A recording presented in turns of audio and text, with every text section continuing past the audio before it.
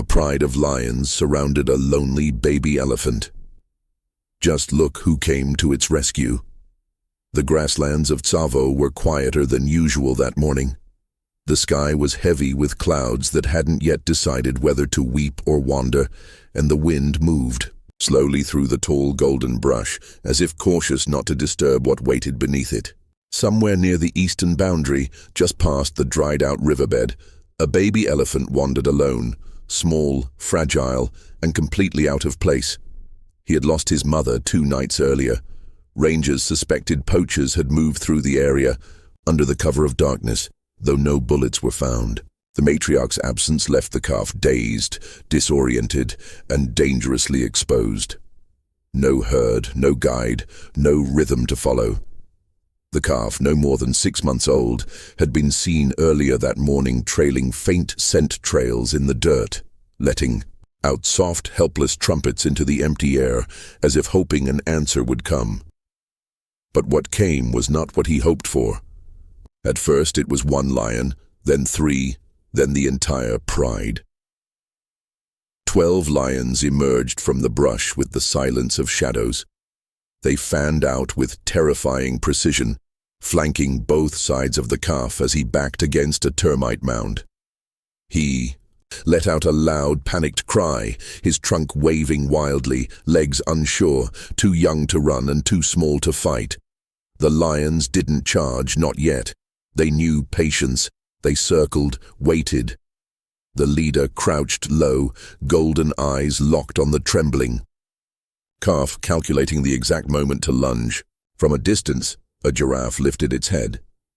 A warthog froze mid-step. The savannah held its breath. And then the earth moved, not with thunder, not with panic, but with purpose.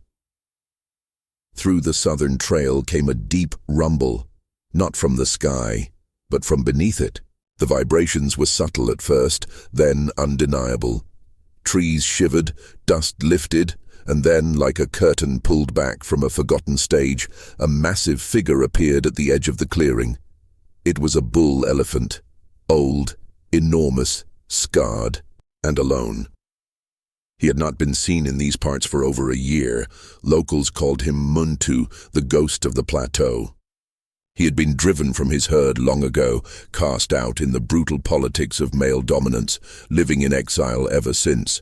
But somehow, on that day, in that moment, Muntu had heard the cry. He stepped into the clearing like a mountain rising from the sea. The lions froze. The calf stood motionless, trunk still lifted, eyes wide with something that looked almost like hope. Muntu didn't charge, not right away. He simply walked, slow, immense. Each step sent a ripple through the silence. His ears flared outward, his head lifted, and he let out a roar so deep it didn't sound like sound at all. It felt like pressure, like a warning from the earth itself. The lioness at the front took one hesitant step back. Muntu moved faster, and then the pride broke. Not all at once, not in panic, but with measured retreat, like they understood something. Larger had stepped into the circle, not just strength but memory, history, the kind of force that could not be challenged without cost. Within moments the lions melted into the grass. The baby didn't move, but Muntu did. He approached the calf, lowered his head, and gently placed his trunk along the little one's back. The calf leaned into him instantly, like he had found the only solid thing left in the world. And Muntu stood there, still and protective, as the sky finally let go and rain began to fall across the open land. It was not a coincidence. It was not instinct alone. It was something deeper, because on that day, an outcast answered a call no one else did, and what followed changed everything. The rain fell in sheets now, soft but steady, soaking the earth as if trying to cleanse the savannah of what had nearly happened. Muntu remained still, his massive body forming a barrier between the baby and the world. The calf huddled close, his small trunk curled under Muntu's chest, eyes blinking up at the giant with cautious wonder. It was more than protection. It was recognition. Somewhere in that frightened little heart, the baby knew he had been chosen, claimed not by blood, but by something far stronger. From the ridge above, a ranger named Elijah watched through his binoculars, hardly believing what he was seeing. He had been monitoring the lion pride from a distance, noting their unusual movement across sectors when he caught the tail end of the encounter. He had expected carnage. He'd reached for his rifle at the first sign of the lions closing in, knowing full well it would be too late by the time he got there. But then the old bull appeared. Elijah lowered the binoculars, his chest tight. Muntu. He remembered the name. Every ranger in Tsavo did. The ghost, the loner, the legend. For years, stories had drifted through campfire smoke about the bull who walked, alone but always turned. Up where something was about to go wrong, he was dismissed as folklore by some, but never by those who had seen him. Elijah had doubted he even still lived, and now here he was, alive, powerful, and standing over a motherless calf like it was his own. Elijah whispered under his breath, "I don't believe it."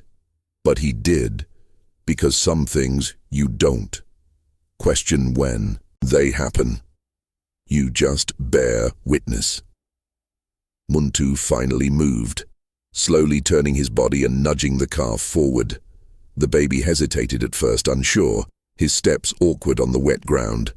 But Muntu waited, patient, the way only an elephant can be, and soon the little one followed step by step beneath his towering frame. They didn't walk towards the shelter. They walked straight into the open land, where the trees were sparse and the risk still lingered. Muntu didn't guide the calf to hide. He guided him to walk tall. By the time they disappeared beyond the horizon, Elijah had already radioed in the sighting. Headquarters responded with disbelief until he sent the footage from his drone. The video didn't need sound. It didn't need explanation. It simply showed a lone elephant defending the defenseless and walking beside him until the sky cleared. The next day, the story spread beyond Tsavo. Wildlife forums buzzed. A few small articles surfaced. Photos of the calf nestled against Muntu's leg began appearing online, shared by conservationists who framed the moment as something almost sacred. But what none of them saw, what Elijah alone had witnessed, was the moment just before Muntu left the clearing. The bull had paused, turned back once and locked eyes with the ridge. He had seen the ranger, seen the witness. In that brief moment, it had felt less like a glance and more like a message. Don't interfere, just watch, just remember. Over the following days, trackers tried to follow the path of the two elephants, but they were already gone. Muntu didn't leave trails where others could follow. He was a phantom of his own making. But the calf, his prints were softer, smaller, full of life. Rangers found them beside watering holes near shade trees, always in pairs. Always with deeper, wider prints beside them. Some said the calf had been adopted, others called it coincidence. But Elijah knew better. Something rare had happened that day, not just survival, not just instinct.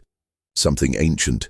An elephant who had once been cast out had returned to protect the one thing he no longer thought he was allowed to have: connection.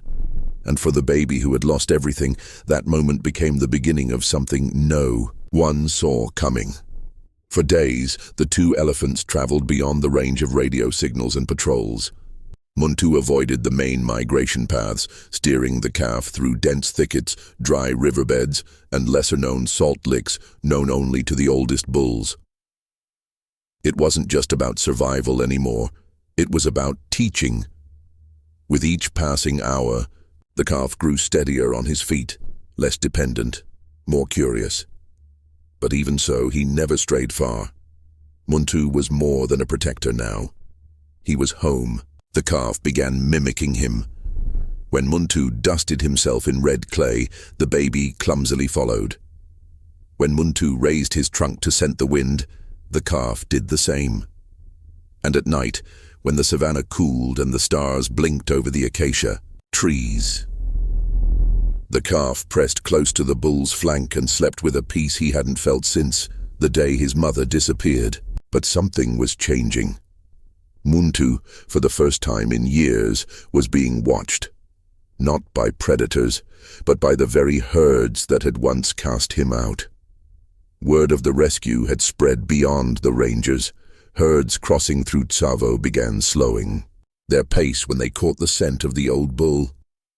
Matriarchs stood longer at watering holes. Older males, still exiled but lingering at the edges, followed the trail of his massive footprints. They had heard what he had done, and in elephant society stories are not forgotten.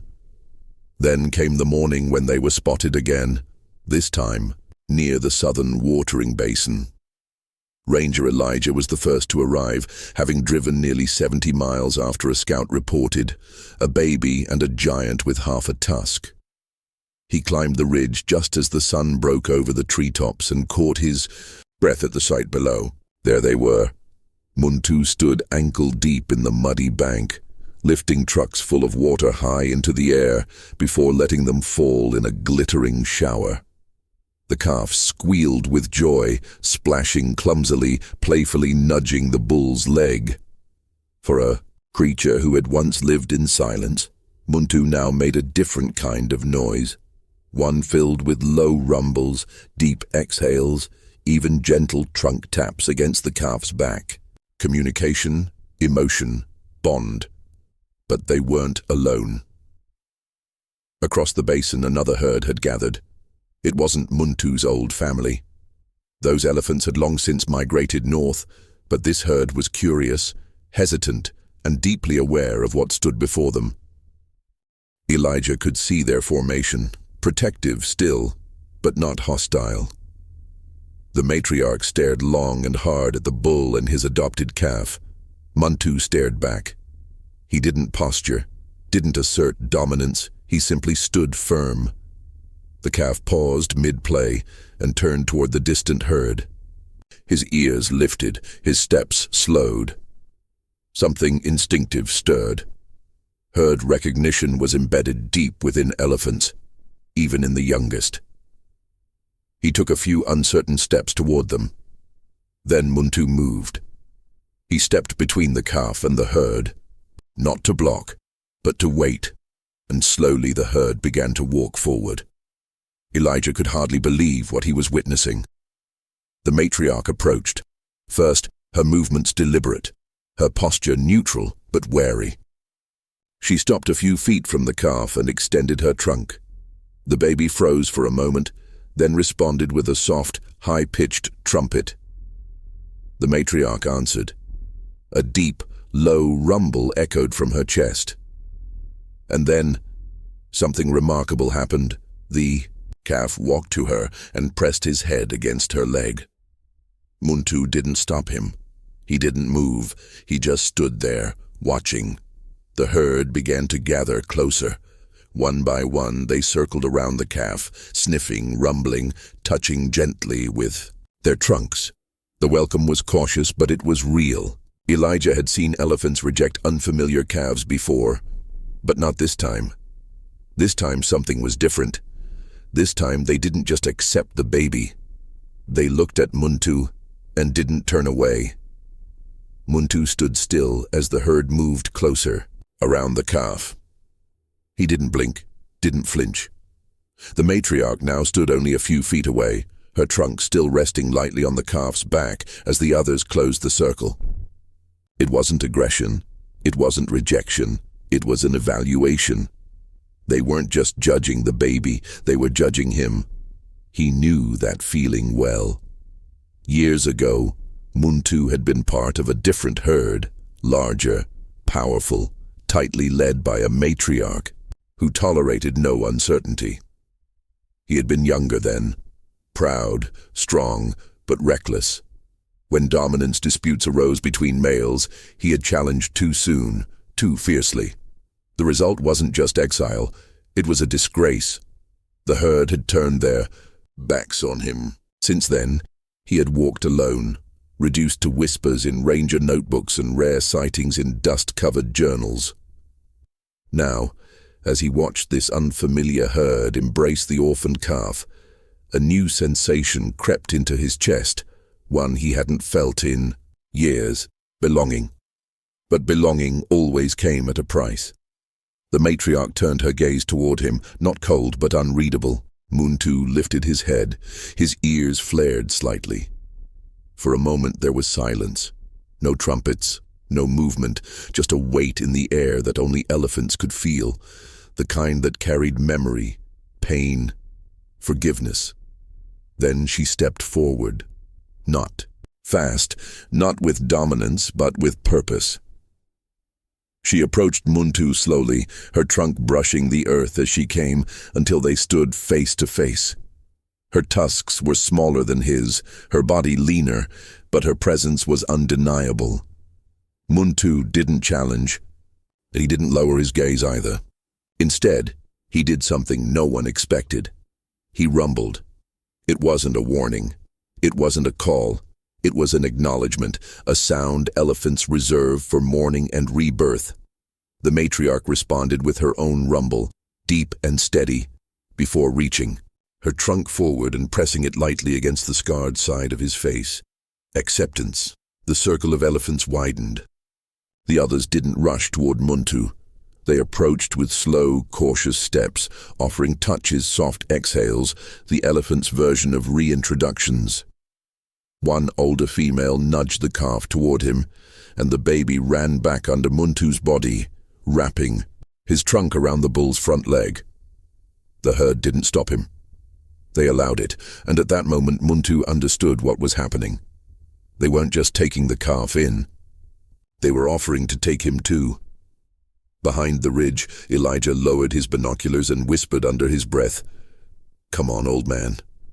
Don't walk away from this." But Muntu didn't move. He looked down at the calf clinging to his leg, then at the herd now waiting in a semicircle, their eyes steady, patient. He had spent years surviving on instinct, silence, and solitude. Trust was foreign to him now. Safety felt unnatural. But here, for the first time since his exile, he was being offered something that couldn't be taken by force, a place, a second chance. Then the calf trumpeted, short, soft, but insistent. Muntu looked down, and for a long breath no one moved, and then he stepped forward, not toward the open land, but into the herd, one pace, then another. The matriarch didn't move aside. She walked beside him and the others followed. The calf remained at his flank. Elijah watched as they disappeared together into the tall golden brush, not as a rogue bull and a lost baby, but as something else entirely, a family. But as the dust settled behind them, Elijah's radio crackled to life with a new transmission. From the Northern Patrol, a report of lions far too close to the herds, aggressive, starving. The peace Muntu had just found might not last for long. The morning air was thick with tension. Long before the sun crested over the horizon, the herd had begun to move with unease. Their trunks swept low across the earth, picking up scents that didn't belong. Eyes darted toward the trees, ears stiffened. The calves stayed closer to their mothers, walking in tight circles as the matriarch paused to listen. Muntu stood still beside the young orphan, his great body now slightly weathered from the past week's long travels. But there was something different in him. He was no longer an outsider, he was a sentinel. Elijah's voice crackled through. The ranger radio again. The lions had been tracked heading south.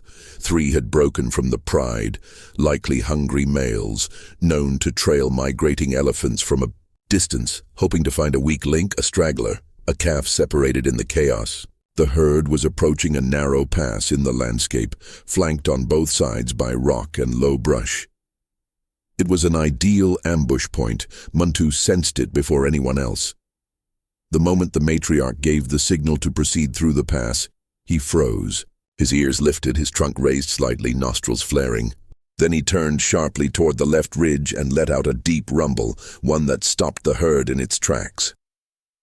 The matriarch responded with a confused, low trumpet, but Muntu didn't explain. He moved forward, placing himself between the brush and the path, head low, shoulders squared. A rustle broke the silence, then another, and then, with terrifying suddenness, one of the lions appeared, not charging, not roaring, just crouching, eyes fixed on the small orphan that had been trailing. At the rear, it had waited for this moment, but it hadn't counted on Muntu. The bull charged, no warning, no hesitation. His feet pounded the ground like drums, and the lion, surprised by the sheer size and speed, darted back toward the rocks, but not before Muntu reached it. The impact wasn't a full collision, but it was enough. The lion rolled into the underbrush and vanished. Seconds later, a second lion appeared from the other side of the pass. This one tried to flank the herd directly. Mothers shielded their calves, trumpeting in panic. The matriarch swung her head defensively, but it was Muntu who reached it first, charged again, this time angling downward, trumpeting so fiercely the sound echoed across the entire basin. The lion skidded to a halt, let out a half snarl, and turned to flee. The third lion never emerged. It had seen enough. The herd remained, still for a long while, breathing hard, legs trembling, the calves tucked tightly against their mothers. But when the dust settled and the silence returned, they began to move again, slowly, steadily, through the pass and into the open safety of the grassland beyond. Muntu did not follow right away. He stood alone at the edge of the pass, facing the hills where the lions had vanished, breathing heavily, his body tense but unshaken. He had not just defended a calf. He had defended a place in the world that for so long had excluded him, and now, finally, he had claimed it. The matriarch circled back, leading the calf toward him. She paused beside Muntu, extended her trunk, and gently brushed the side of his jaw. There was no ceremony, no announcement, just understanding. When Muntu finally turned to rejoin the herd, the calf stayed at his side, eyes wide, steps light. The danger had passed, for now. But something had shifted deep within the savannah. The story of the old bull who once walked alone now traveled faster than any lion could run. Rangers told it over a firelight. Locals spoke of him as a protector, not just of one orphaned calf, but of a code that runs deeper than survival. That strength is not just in size or power, it is showing up when it matters. It is in choosing to stand your ground, even after the world has turned its back on you. Months passed, seasons shifted. Muntu remained with the herd. He never rose to challenge the dominant bulls. He didn't have to. His role was clear. He was the guardian, the one who stood watch when the calves strayed too far, the one who blocked the paths no predator dared approach again.